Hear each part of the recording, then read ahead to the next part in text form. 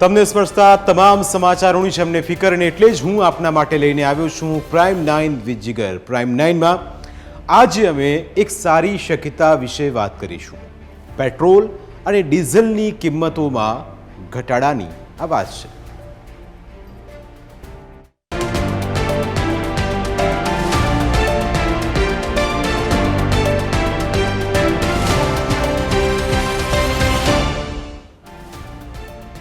શું પેટ્રોલ અને ડીઝલની ભાવમાં લીટરે 20 રૂપિયાનો ઘટાડો થશે?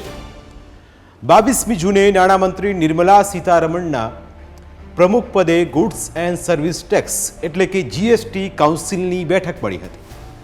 આ બેઠકમાં નાણામંત્રીએ કહ્યું કે કેન્દ્ર સરકાર પેટ્રોલ અને ડીઝલને જીએસટીના દાયરામાં લાવવા માટે તૈયાર છે અને હવે આ અંગે રાજ્યોએ નિર્ણય લેવાનો છે.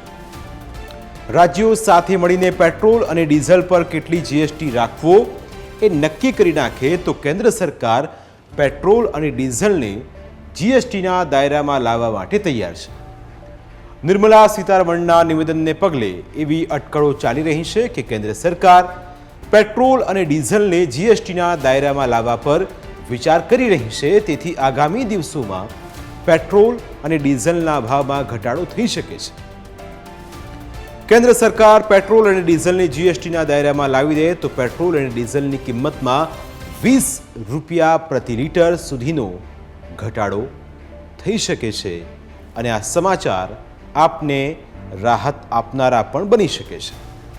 અત્યારે દિલ્હીમાં પેટ્રોલની કિંમત 94.72 રૂપિયા છે.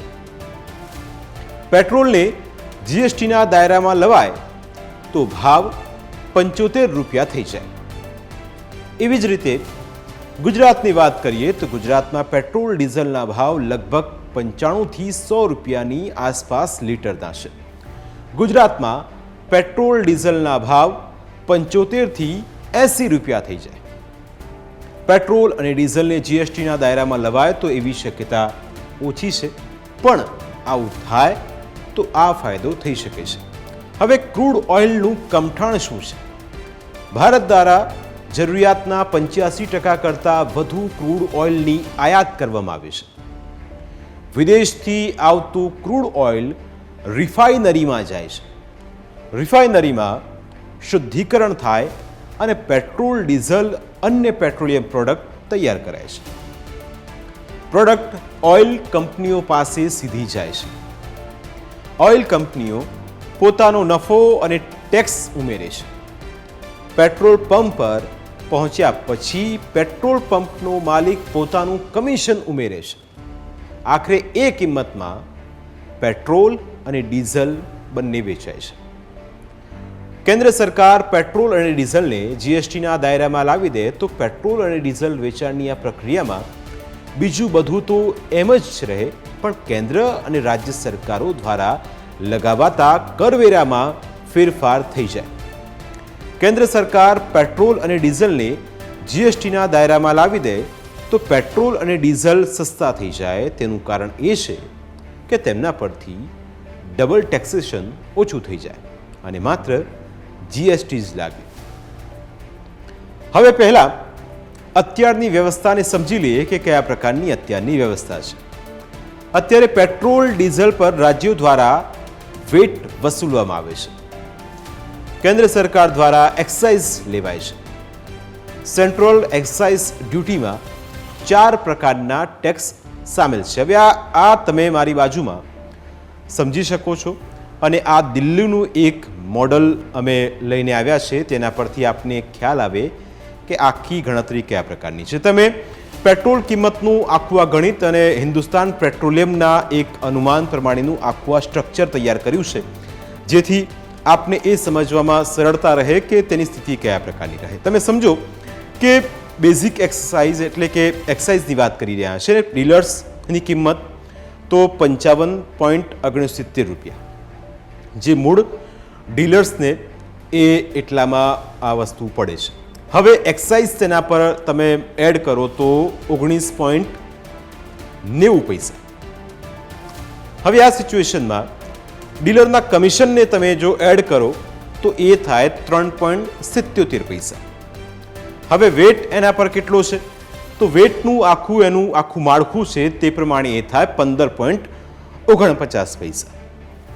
હવે દિલ્હીમાં રિટેલ સેલિંગ કિંમત કેટલામાં પડે તો આખું તમે જો સરવાળો કરવા જઈએ આપણે તો એના પરથી એ ખ્યાલ આવે કે એની અંદર જે રિટેલ જે છે પ્રાઇસ એ 94.76 પૈસામાં પડે.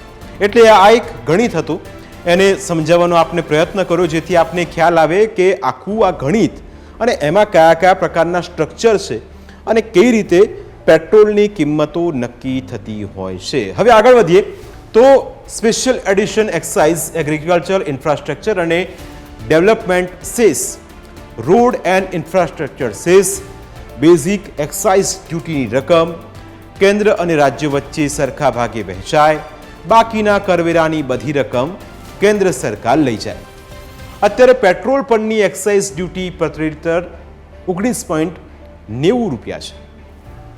ડીઝલ પરની એક્સાઇઝ પ્રતિ લિટર 15.80 પૈસા છે. ભારતમાં પેટ્રોલ ડીઝલને જીએસટીના દાયરામાંથી બહાર રાખીને જે રીતે રાજ્યોને બંને પ્રોડક્ટ પર પોતાની રીતે વેલ્યુ એડેડ ટેક્સ એટલે કે વેટ લાદવાની મંજૂરી અપાઈ છે. હવે ડીઝલની કિંમતનું પણ એક સર્વૈયું તમારા માટે લઈને આવ્યા છે, કારણ કે એ સમજવું પણ જરૂરી છે. આગળ પેટ્રોલની વાત કરી, હિન્દુસ્તાન જે પેટ્રોલિયમ છે તેના દ્વારાનું એક ગણિત છે ને દિલ્હીનું આ એક બેઝ લીધો છે, મોડલ લીધું છે દિલ્હીનું. હવે ડીલર્સની કિંમત છે 56.45 પૈસા. હવે એમાં તમે એક્સાઇઝ એડ કરો 15.80 પૈસા. હવે આ સરવાળો કેવી રીતે વધે છે અને છેલ્લે કેટલી કિંમત આવીને રહે છે એ સમજવાનો પ્રયત્ન કરો તો એમાં હવે ડીલરનું કમિશન છે 2.58 પૈસા પ્રતિ લિટરની આખી આ વાત છે અને પ્રતિ લિટરનું આખું આ સ્ટ્રક્ચર છે. હવે ડીલર કમિશન 2.58 પૈસા એટલે લગભગ એ પ્રમાણે એનું કમિશન. હવે વેટ કેટલો લાગે છે તો 12.83 પૈસા. હવે એનાથી આગળ વધીએ અને જ્યારે વ્યક્તિ કે વાહન ચાલક કે કોઈ પણ વ્યક્તિ એ પેટ્રોલ પંપ પર જાય તો તેને જે ડીઝલ છે એ 87.66 પૈસામાં પ્રતિ લિટર મળે છે. હવે આગળ વાત કરીએ એક્સાઇઝની વાત કરતા હતા. આ કારણ દરેક રાજ્ય પોતપોતાની આવકની જરૂરિયાતને ધ્યાનમાં રાખીને પોતાની રીતે પેટ્રોલ ડીઝલ પર ટેક્સ લાદે છે. હવે આગળ વધીએ તો અત્યારે શું છે વ્યવસ્થા એ સમજીએ ફરી એકવાર. તો ભારતમાં પેટ્રોલ ડીઝલ પર મણિપુરમાં સૌથી વધુ વેટ વસૂલવામાં આવે છે. એવી જ રીતે મણિપુરમાં પેટ્રોલ પર 36.50% અને ડીઝલ પર 22.50% વેટ વસૂલવામાં આવે છે. એટલે સમજો કે તમે આગળ અમે જે ગણિત બતાવ્યું એમાં આ વેટ એડ થાય એટલે પેટ્રોલ ડીઝલની કિંમત કેટલી વધે એ તમે સમજી ગયા હશો. રાજસ્થાન અને એમપીમાં સૌથી વધુ વેટ વસૂલવામાં આવે છે. રાજસ્થાન તમે જોયું હશે કે રાજસ્થાનથી લોકો આપણી બનાસકાંઠા બોર્ડર પર આવેલા પેટ્રોલ પંપ પર પેટ્રોલ ભરાવા ડીઝલ ભરાવા ત્યાંથી અહીં આવે છે, કારણ કે તેમને અહીં સસ્તું મળે છે. રાજસ્થાનમાં પેટ્રોલ પર 31.2% અને ડીઝલ પર 19.30% વેટ છે. જ્યારે તમે આપણા જ પાડોશી રાજ્ય એટલે કે મધ્યપ્રદેશમાં તમે જાઓ તો પેટ્રોલ પર 29% અને ડીઝલ પર 19%નો વેટ છે. હવે તામિલનાડુ જઈએ આપણે તો પેટ્રોલ પર 15% અને ડીઝલ પર 11% વેટ છે. હવે રાજસ્થાનથી ગુજરાતમાં પેટ્રોલ ભરાવા કેમ આવે છે એનું પણ ગણિત સમજો, કારણ કે ગુજરાતમાં પેટ્રોલ પર 13.7% વેટ જ્યારે 4% સેસ, ડીઝલ પર 14.9% વેટ અને 4% સેસ. એટલે રાજસ્થાનથી જે પણ લોકો આવે તેમને સસ્તું પડે. હવે એની કિંમત લગભગ ગુજરાતમાં જે મૂળ કિંમત છે 60 રૂપિયાની આસપાસ છે. ગુજરાતમાં પેટ્રોલ અને ડીઝલ પર 10 રૂપિયાની આસપાસ વેટ લાગે છે. કેન્દ્ર શાસિત પ્રદેશ લક્ષદ્વીપમાં પેટ્રોલ ડીઝલ પર વેટ જ નથી. લક્ષદ્વીપમાં ટ્રાન્સપોર્ટેશનના જંગી ખર્ચના કારણે પેટ્રોલ ડીઝલ સસ્તા નથી. પેટ્રોલ ડીઝલ પર 15 રૂપિયાથી 20 રૂપિયાની વચ્ચે રાજ્ય સરકારનો ટેક્સ લાગે છે. ટ્રાન્સપોર્ટેશન અને સરકાર દ્વારા ડીલરોને અપાતું કમિશન પણ અહીં એડ થાય છે. એટલે એ રીતનું અહીંનું સ્ટ્રક્ચર છે. હવે આ બેવડા કર ભારણના કારણે તેમજ બીજા ખર્ચાના કારણે પેટ્રોલ અને ડીઝલના ભાવ 100 રૂપિયાની લગોલગ પહોંચી ગયા છે. અત્યારે કેન્દ્ર અને રાજ્યના જંગી ટેક્સના કારણે સામાન્ય લોકોના ખિસ્સા પર ભાર પડી રહ્યો છે અને લોકો કહી રહ્યા છે કે બહુ મોંઘું થઈ ગયું છે. હવે જીએસટીના દાયરામાં લવાય તો શું થાય, જે વિચારણા ચાલી રહી છે એ સમજાવવાનો પ્રયત્ન કરીશું. તો જીએસટીના મહત્તમ 28% સ્લેબમાં રાખવામાં આવે પણ લાભ છે. 60 રૂપિયાની પડતર કિંમત એટલે કે ગુજરાતનું આખું અગણિત છે, એના પર 16 રૂપિયાનો ટેક્સ, લીટરનો ભાવ થાય 76 રૂપિયા એટલે કે પ્રતિ લીટર 76 રૂપિયાની આસપાસ એ પહોંચી જાય. હાલના ભાવથી પેટ્રોલ અને ડીઝલ 20 રૂપિયા સસ્તા થઈ જાય. 40 રૂપિયાનો ખાસ જીએસટી સ્લેબ નક્કી કરાય તો પણ 24 રૂપિયા વેરો, પેટ્રોલ અને ડીઝલનો ભાવ 84 રૂપિયા થાય. 96 રૂપિયાની આસપાસના ભાવ કરતાં પણ ઓછા એટલે કે 10-12 રૂપિયા સીધા ઘટી જાય જો આ થાય તો. જો કે લોકોને ફાયદો થવાની શક્યતા ઓછી અને એનું કારણ એ છે કે રાજ્યો કદી પણ પેટ્રોલ ડીઝલને જીએસટીના દાયરામાં લાવવા તૈયાર ન થાય. પીએમ મોદીની સરકાર આ કારણે જ પહેલાં પણ પોતે પેટ્રોલ ડીઝલને જીએસટીના દાયરામાં લાવવા તૈયાર હોવાનું કહી ચૂકી છે, પણ રાજ્યો તૈયાર થતા નથી. રાજ્યો પેટ્રોલ ડીઝલને જીએસટીના દાયરામાં લાવવાના બદલે હાલની વ્યવસ્થા ચાલુ રાખીને તેના પર વેટ ચાલુ રહે એવું જ ઈચ્છી રહી છે. રાજ્યો દ્વારા શા માટે વિરોધ કરવામાં આવી રહ્યો છે તો એનું પણ એક કારણ છે. રાજ્યોને વેટમાંથી જંગી આવક થાય છે. અત્યારે તેમની આવકનો મુખ્ય સ્ત્રોત વેટ છે. જીએસટી આવ્યા પછી મોટો ફરક છે. રાજ્યો પાસે આવક માટે જીએસટી સિવાય મોટા કોઈ સ્ત્રોત નથી. દારૂબંધી નથી એ રાજ્યો દ્વારા દારૂ પરની એક્સાઇઝમાંથી કમાય છે. ગુજરાત અને બિહાર જેવા રાજ્યોને દારૂની એક્સાઇઝની કમાણી થતી નથી. ગુજરાત અને બિહારમાં આવકના સોર્સિસ કયા છે પણ જુઓ તો સ્ટેમ્પ ડ્યુટી, ખાણ ખનીજની રોયલ્ટી, વાહન રજિસ્ટ્રેશન ટેક્સ, ઇલેક્ટ્રિસિટી ડ્યુટી, જમીનને લગતી મહેસૂલી આવક જેવા નાના નાના સ્ત્રોત છે. જંગી કમાણી પેટ્રોલ ડીઝલના વેટ તેમજ સેસમાંથી જ થાય છે. ગુજરાતને છેલ્લા 2 વર્ષમાં પેટ્રોલ ડીઝલ પરના વેટમાંથી 38,370 કરોડની કમાણી થઈ છે. એટલે એક તરફ ફાયદો છે સરકારને, બીજી તરફ જો જીએસટીના દાયરામાં આવે તો ફાયદો છે જનતાને. પણ હવે એ નિર્ણય લેવાય ત્યારે જ એમાંથી કઈ મૂળ પર જઈએ તો ખ્યાલ આવે કે આખરે એમાંથી નીકળશે શું. પ્રાઇમ 9માં સમય થયો છે બ્રેકનો. બ્રેક બાદ વાત કરીશું કે આખરે આ પ્રકારનું સ્ટ્રક્ચર જો તૈયાર કરવામાં આવ્યું છે તો તેની પાછળનું આખરે ગણિત શું છે તેના વિશે કરીશું વાત એક નાનકડા બ્રેક બાદ.